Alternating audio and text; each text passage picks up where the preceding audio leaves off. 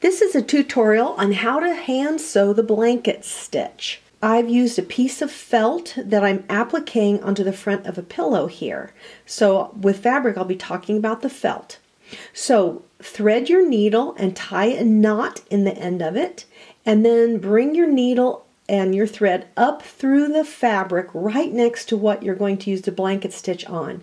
And see how I loop that thread kind of back towards the left, because you're going to go down into your felt or fabric about 1/4 of an inch up from your original stitch, and then come horizontally out through the fabric again, and then that catches the loop that you've pulled to the left.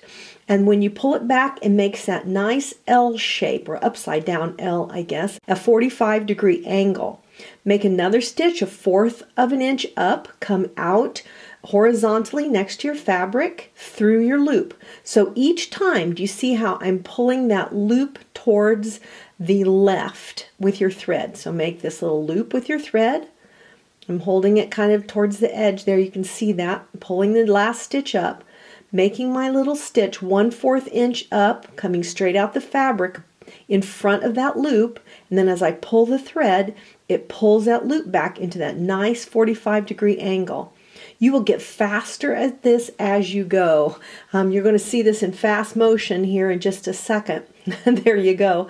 Obviously, I wasn't sewing that fast, but I just kind of wanted to show you what it looked like over and over again.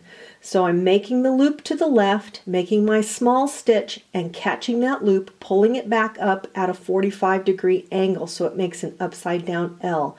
And make it as consistent as you can in the distance that your stitches are away. This is a great stitch for appliquing things on like this, especially something like felt, because there's no raw edge. So when you get to the end of your thread, you're going to catch that loop, go back behind it so that it stays at that 45-degree angle, and then tie your thread off on the back of your fabric.